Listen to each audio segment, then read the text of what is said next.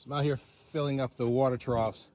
I mean, I can clean these troughs out, and with the cows with their muddy, dirty faces, it doesn't take long at all. So as I stated to you guys earlier, there's a water hose there, but I have a well pump or well house. This water comes from underground.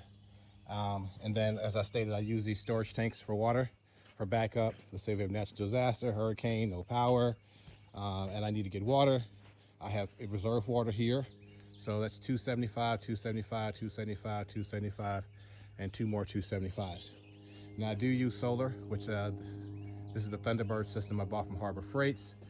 No, I'm not sponsored by anybody, but I still give everybody their due credit. Give them a shout out about their products. Have an overflow here. So to turn the water off is just like you do at your house. It's just a regular water spigot right here.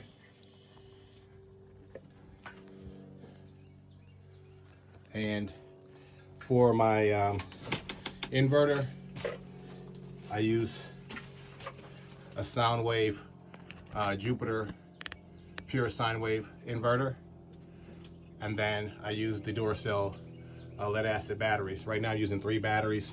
That's a solar controller from Harbor Freight Thunderbird as well, and that's your, we call it an octopus. We can join additional solar panels together. It's a pretty inexpensive setup. Some of the tools that I use, a lot of junk. Like I said, out here is never a dull moment. It's always something to do.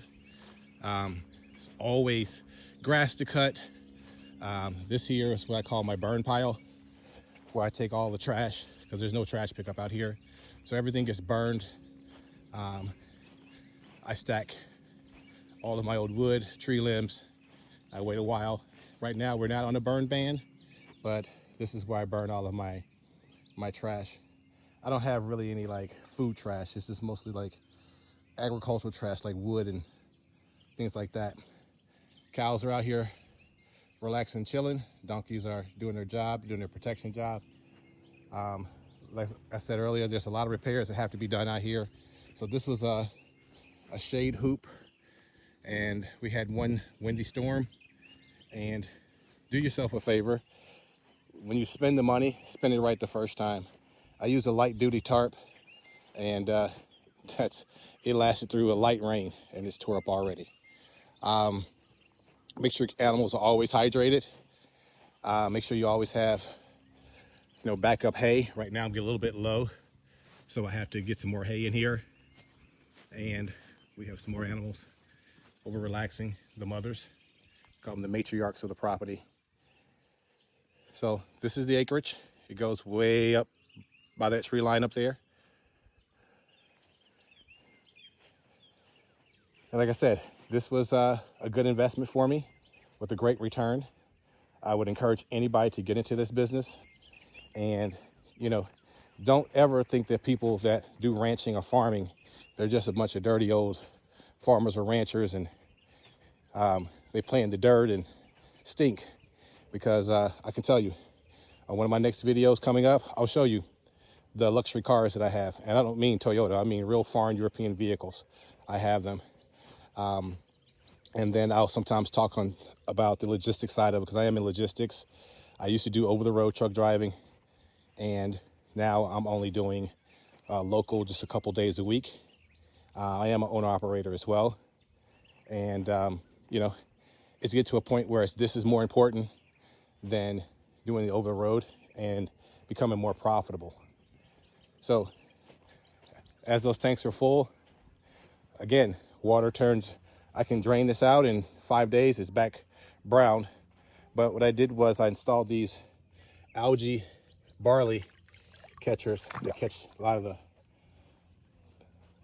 the algae that's in the water. I thought about putting some algae eaters, but that's another day.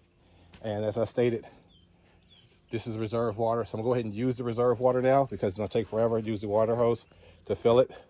So it's just a matter of twisting the cap off, pulling the lever, and water flows. Right now the water level is about right here. I'm not gonna fill it today, I'll fill it in a couple more days. This is a faster way to fill up my tanks, because I'm ready to get out of here. This Texas heat is really rough on the body. So you need to hydrate as much as possible, get your electrolytes up, and watch your surroundings. And as I stated earlier, when you're out here, just don't stick your hand in places. Always take a look and see, what may be around. And also, if you can have one, get yourself a boomstick. You're gonna need it. I don't want to say that word because of YouTube guidelines, but get yourself a boomstick. Hopefully you don't have to use it, but they do come in handy. So this is the conclusion of this video, and we'll move on to the next one shortly.